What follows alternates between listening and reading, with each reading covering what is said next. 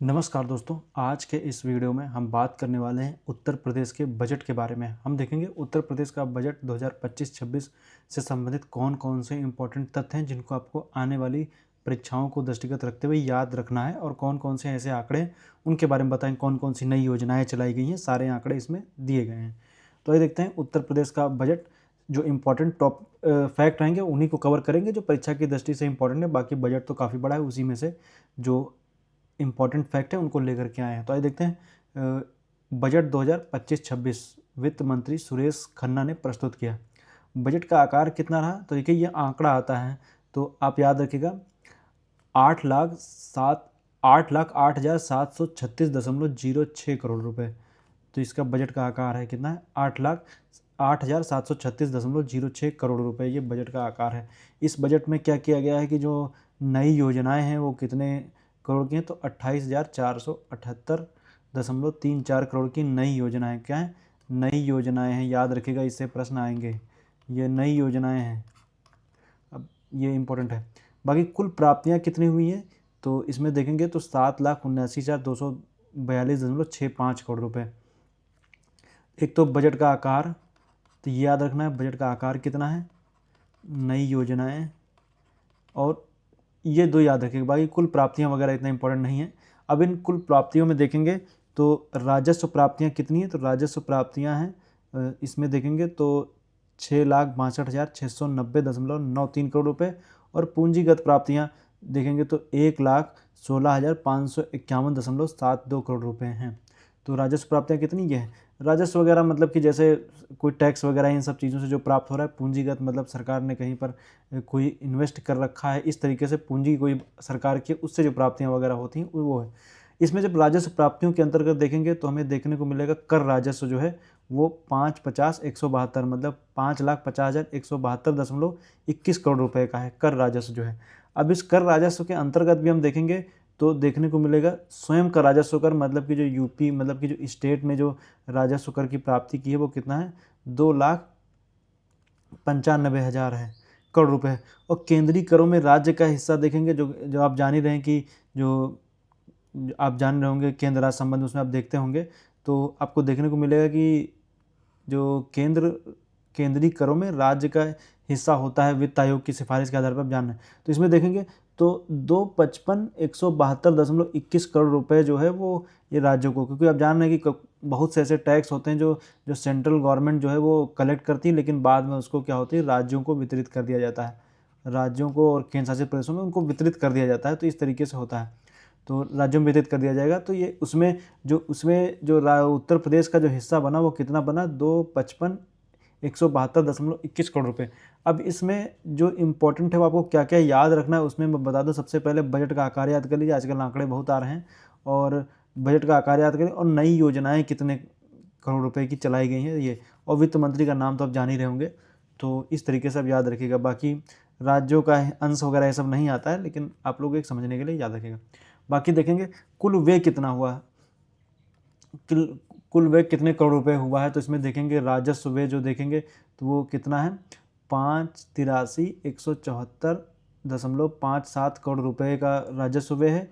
और पूंजीगत व्यय देखेंगे तो 225,561.43 करोड़ रुपए रहा है। समेकित निधि का घाटा देखेंगे तो कितना है? 29,493.41 करोड़। और राजकोषीय घाटा कितना है? ये है 9,13,99.80 करोड़ रुपए, जो जीडीपी का 2.97% है। अब ये याद रखिए समेकित निधि का घाटा क्या है और राजकोषीय घाटा क्या है। समेकित निधि में सरकार के राजस्व व्यय एवं राजस्व प्राप्तियों के बीच राजस्व व्यय एवं राजस्व प्राप्तियों के बीच का जो अंतर होता है वही होता है समेकित घाटा। समेकित निधि का घाटा कह सकते हैं। राजकोषीय घाटा क्या है? इसमें जो कुल व्यय होता है, कुल व्यय और कुल व्यय जितना मतलब कि हुआ है, और उसमें जो कुल राजस्व, कुल आय जो हुई है ऋण को छोड़ के, वही क्या होता है? उसी के बीच का अंतर होता है। अंतर होता है। मान लीजिए सरकार का अगर जो हम बात करें, सरकार को जो जो एक तरीके से कह सकते हैं जो आय हुई है टोटल कितनी हुई है, 100 रुपये, और उसमें से मान लेते हैं सरकार का जो खर्च हो गया वो 120, तो जो राजकोषीय घाटा कितना आ जाएगा, राजकोषीय घाटा आ जाएगा 20। तो देखेंगे तो 20 करोड़ का राजकोषीय घाटा हुआ, 20 करोड़ का क्या हुआ, राजकोषीय घाटा सरकार का हो गया। तो याद रखिएगा, तो राजकोषीय घाटा कितना है, 91,399.80 करोड़ रुपए, जो जीडीपी का 2.97% है। तो याद रखिएगा, बाकी समय की नीति का घाटा वगैरह आपको उतना नहीं, लेकिन ये जो राजकोषीय घाटा है उसको आप लोग याद रखिएगा कि जीडीपी का 2.97% है कितना, 91,399.80 करोड़ रुपए। तो अब देखते हैं राजकोषीय स्थिति में उत्तर प्रदेश की स्थिति क्या है उसके बारे में देखेंगे। तो राजकोषीय स्थिति में देखेंगे तो नीति आयोग की रिपोर्ट के अनुसार जो उत्तर प्रदेश को अग्रणी राज्य में रखा गया, अग्रणी राज्य में यूपी है। राजकोषीय हेल्थ इंडेक्स में उत्तर प्रदेश 2014-19 में 37 से बढ़कर, मतलब इंडेक्स में जो 37 से बढ़कर 2023-24 में 4.59 हो गया, इंडेक्स कितना 45.9 हो गया है, ये याद रख सकते हैं। राज्य का राजकोषीय घाटा निर्धारित सीमा के भीतर रहा है, जिससे ऋणग्रस्तता में कमी आई है। मतलब राजकोषीय घाटा जितना मानक है उससे कम रहा है, निर्धारित सीमा के भीतर रहा है, बहुत ज़्यादा नहीं, जो जीडीपी का 2.97% है, तो ऋणग्रस्तता में कमी आई है, तो वो सही है। नेक्स्ट हम देखेंगे कि आखिर सरकार की प्राप्तियां होती कहाँ हैं। तो मतलब कि सरकार को जो कुल पैसा जो प्राप्त होता है वो कहाँ कहाँ से प्राप्त होता है, सबसे ज़्यादा कहाँ है, सबसे इस तरीके से देखेंगे तो सबसे ज़्यादा जो है वो स्वयं का राजस्व कर है, कर राजस्व 37.4% है। केंद्रीय करों में राज्य का हिस्सा जो है वो 32.4% है। और इसके बाद हम देखेंगे केंद्र सरकार से सहायता अनुदान 11.1, लोक लेखा शुद्ध जो है 1.2, लोक ऋण जो है 14.2, ऋण और अग्रिम की वसूली 0.4, करेत्तर राजस्व मतलब कर से इतर राजस्व 3.1% है। तो इस तरीके से जो है प्राप्तियां होती हैं, लेकिन इसमें से याद रखिएगा जो सबसे ज़्यादा जो प्राप्तियां हैं वो स्वयं का राजस्व कर है। कौन सा, स्वयं का राजस्व कर सबसे ज़्यादा प्राप्त होता है। इसके बाद व्यय में देखेंगे तो व्यय में देखने को मिलेगा कि सबसे ज़्यादा जो व्यय कहाँ हो रहा है, तो सबसे ज़्यादा जो व्यय हमें देखने को मिलता है वो क्या है, पूंजीगत परिव्यय, पूंजी पे कहीं व्यय जो हो रहा है वो सबसे ज़्यादा हो रहा है। अन्य व्यय है 16.8%, सब्सिडी 4.3% दी जा रही है, स्थानीय निकायों का समनुदेशन 3.3%, ब्याज 7.9 मान लीजिए कहीं से सरकार, मतलब सही सरकार ने कहीं से ऋण ले रखा हो, तब वर्ल्ड बैंक से ले रखा हो या कहीं से ले रखा हो, उसका ब्याज वगैरह जो भी जाता है। पेंशन वगैरह जो दी जा रही है वो 11.2% है। और वेतन सहायता प्राप्त संस्थाएं, मतलब जो वेतन वगैरह सहायता प्राप्त संस्थाओं को दिया जा रहा है, जैसे मान लीजिए एडेड स्कूल वगैरह होते हैं उनको, तो 9.8% है। वेतन सरकारी कर्मचारियों का वेतन जो है वो 12.4% है, वेतन सरकारी कर्मचारियों का। सहायता अनुदान जो 6.4%, ऋण एवं अग्रिम 1.1, ऋणों का प्रतिदान 6.4% है। अब देखिए इसमें से सब कुछ तो आपको जानना नहीं, इतना आप याद रखिए कि सबसे ज़्यादा जो है तो किस में हो रहा है, पूंजीगत व्यय पे आप ध्यान दीजिएगा, सबसे ज़्यादा हो रहा है। बाकी और कुछ आपको ज़्यादा इसमें ध्यान नहीं देना है। बाकी है तो सब कुछ बहुत सारी चीज़ें, लेकिन आप इतना कहाँ याद कर पाएंगे और याद करने की ज़रूरत भी नहीं है।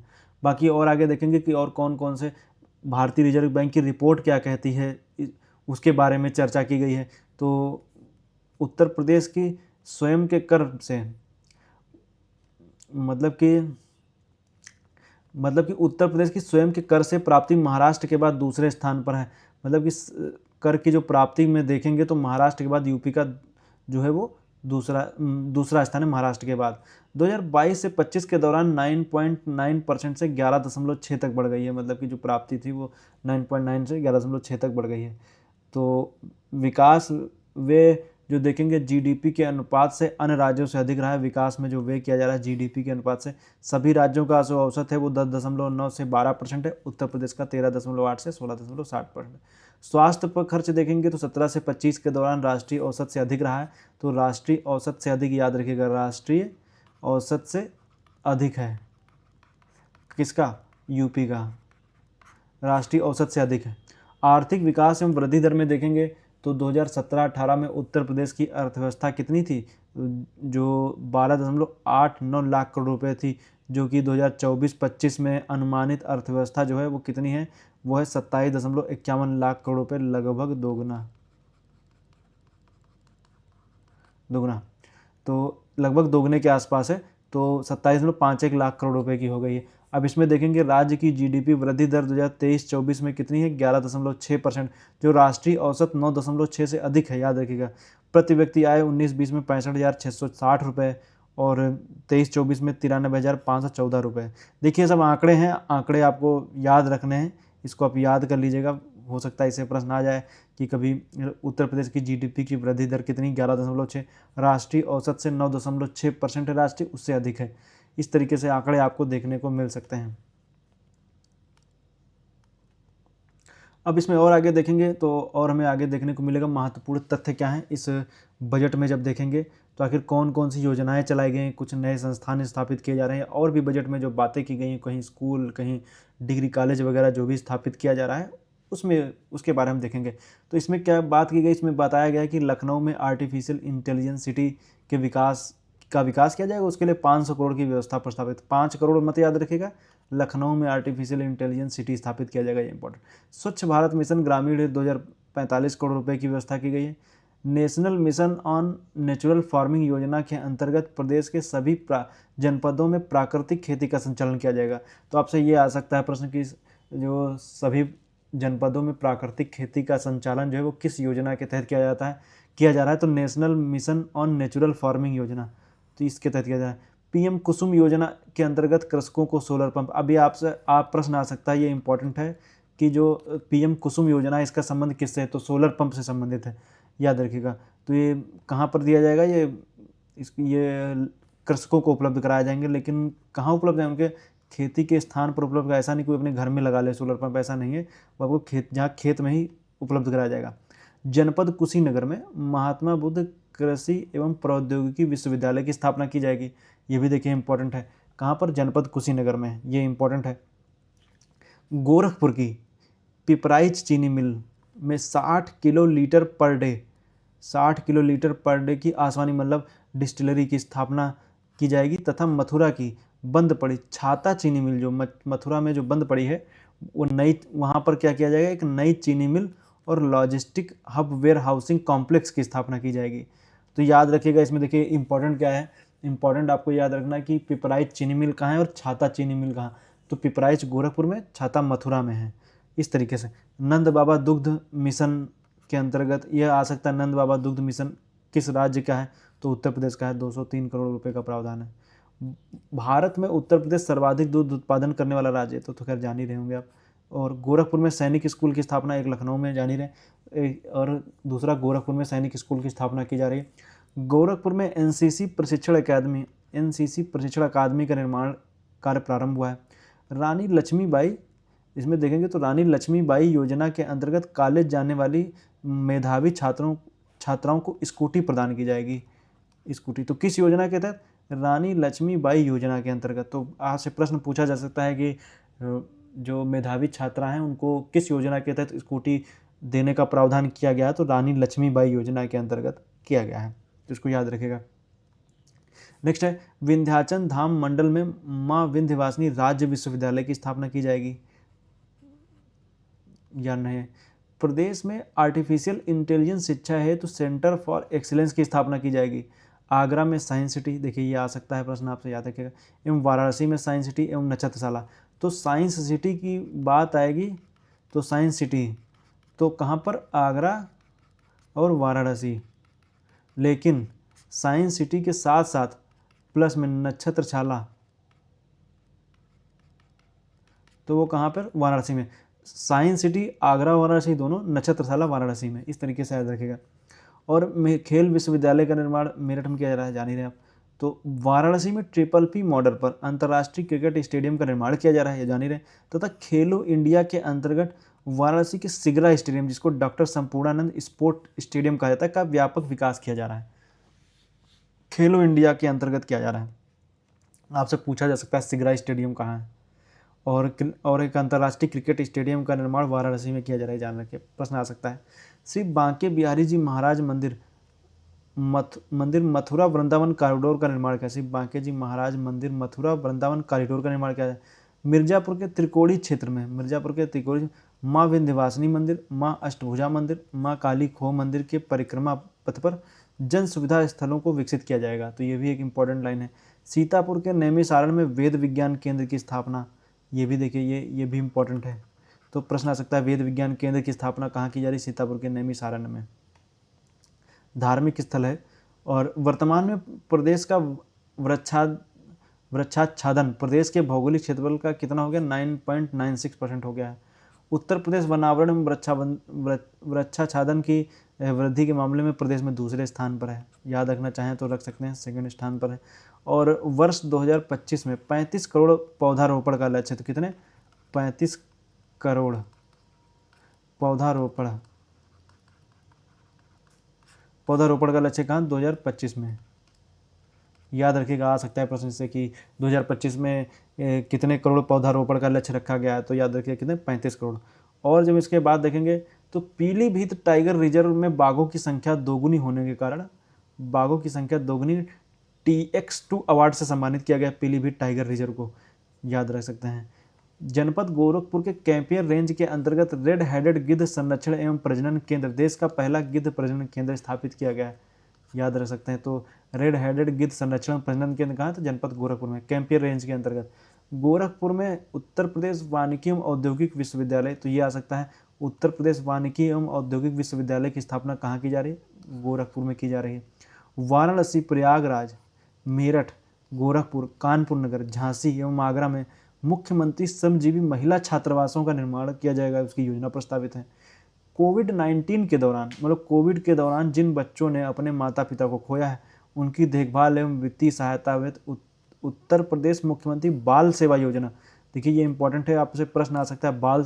उत्तर प्रदेश मुख्यमंत्री बाल सेवा योजना का संबंध किससे है? तो कोविड-19 के दौरान जिन बच्चों ने अपने माता पिता को खोया उनकी देखभाल और वित्तीय सहायता शुरू की गई। उच्च न्यायालय इलाहाबाद की लखनऊ खंडपीठ में नया भवन बनाया जाएगा, उनके निर्माण प्रस्तावित है। कृषकों की दुर्घटनावश मृत्यु हो गई, दिव्यांगता हो गई, उसकी उस स्थिति में आर्थिक सहायता है तो मुख्यमंत्री कृषक दुर्घटना कल्याण योजना के हेतु 1050 करोड़ की व्यवस्था प्रस्तावित है। याद रखिएगा। सौर ऊर्जा नीति 2022 के अंतर्गत रोजगार सृजन एवं कौशल विकास हेतु 2025-26 में 3000 सूर्य मित्रों को कौशल विकास प्रशिक्षण दिया जाएगा। ये भी आप याद रख सकते हैं कि कितने? 3000 सूर्य मित्रों को कौशल विकास हेतु प्रशिक्षण दिया जाएगा, ये याद रख सकते हैं, आ सकता है। उत्तर प्रदेश में सौर ऊर्जा नीति 2022 के अंतर्गत आगामी 5 वर्षों में 22,000 मेगावाट विद्युत उत्पादन का लक्ष्य रखा गया है। कितना? 22,000 मेगावाट विद्युत उत्पादन का लक्ष्य रखा गया है। तो सौर ऊर्जा नीति कब की? 2022 की है। नेक्स्ट हम देखेंगे जनपद झांसी की गरौठा तहसील में 200 मेगावाट सौर ऊर्जा संयंत्र की स्थापना प्रस्तावित है। याद रख सकते हैं। जनपद जालौन में 500 मेगावाट की सौर ऊर्जा परियोजना की स्थापना प्रस्तावित है, ये भी याद रख सकते हैं। गंगा एक्सप्रेसवे को प्रयागराज, मिर्जापुर, वाराणसी, चंदौली होते हुए सोनभद्र से जोड़ने के लिए विंध्य एक्सप्रेसवे का निर्माण किया जा रहा है, ये भी इम्पोर्टेंट है। बुंदेलखंड रीवा एक्सप्रेसवे का निर्माण प्रस्तावित है, ये भी याद रख सकते हैं। बुंदेलखंड रीवा एक्सप्रेसवे का निर्माण प्रस्तावित है। मेरठ को हरिद्वार से जोड़ने, अब जान रहे गंगा एक्सप्रेसवे मेरठ तक है, तो मेरठ को हरिद्वार से जोड़ने हेतु गंगा एक्सप्रेसवे विस्तारीकरण एक्सप्रेसवे का निर्माण करना, मतलब एक्सटेंशन का निर्माण किया जाएगा जो हरिद्वार तक जाएगा, मेरठ से हरिद्वार। जनपद अयोध्या में राजकीय आयुर्वेदिक महाविद्यालय का निर्माण कार्य पूरा किया जाना है, तो ये याद रखिएगा। वाराणसी में राजकीय होम्योपैथिक विश्वविद्यालय की स्थापना की जाएगी, तो ये भी आप याद रख सकते हैं कि राजकीय होम्योपैथिक विश्वविद्यालय कहाँ? वाराणसी में। देखिए, आयुर्वेद की बात आएगी तो अयोध्या, होम्योपैथ की बात आएगी तो वाराणसी में। जनपद बलिया तथा बलरामपुर में स्वशासी राज्य चिकित्सा महाविद्यालय की स्थापना की जाएगी और आयुष्मान कार्ड बनाने में उत्तर प्रदेश नंबर 1 पर है। तो देखिए जो भी इम्पोर्टेंट फैक्ट थे वो मैं आपके सामने लेकर के आया। ये सारे फैक्ट जो हैं वो आगामी परीक्षाओं के लिए तो इम्पोर्टेंट है ही, साथ में आप इनको कहीं अगर जो नोट कर लेंगे तो जो भी यूपी स्पेशल, जिन भी एग्जामों में यूपी स्पेशल आता है तो उन सब में ये काफ़ी ज़्यादा लाभप्रद रहने वाला है। तो आप लोग इसको नोट जरूर कर लीजिए, क्योंकि नोट करेंगे तभी चीज़ें समझ में आएंगी, वरना आप ऐसे देखेंगे तो फिर उतना अच्छे से समझ में नहीं आएगा। अब इसको आप अच्छे से नोट कर लेंगे तो आपको आसानी रहेगी। बाकी अब मैं बता दूं कि जो भी इसका डाटा है, पूरी PDF है इसकी, जो बजट की, उसको एक भाषण है पूरा जो वित्त मंत्री ने दिया है, उसी से निकाला हुआ सारा मैटर है। तो आप लोग इसको देखिएगा और उम्मीद करता हूँ कि आने वाली परीक्षाओं में जो भी परीक्षाएं होंगी, जैसे यूपी ट्रिपल एससी की हो, यूपी पीएससी की हो, यूपी पुलिस का जो भी एग्ज़ाम हो, या मतलब अन्य राज्य स्तर की कोई भी परीक्षा जिसमें यूपी स्पेशल आता हो, सभी में ये सभी के लिए इम्पोर्टेंट है बजट 2025-26, क्योंकि ये बजट काफ़ी खास है। इसमें बहुत अच्छी अच्छी योजनाएं वगैरह जोड़ी गई हैं। तो आप लोग इसको देखिएगा और जो भी आंकड़े मैंने बताए हैं या जो भी मैंने अंडरलाइन किया है, उन बातों को आप जरूर ध्यान दीजिएगा। परीक्षा का स्तर जिस तरीके से बदल रहा है, आपको वहाँ से प्रश्न देखने को जरूर मिलेंगे। तो उम्मीद करता हूँ वीडियो आपको अच्छा लगा है। वीडियो देखने के लिए आपका बहुत बहुत धन्यवाद।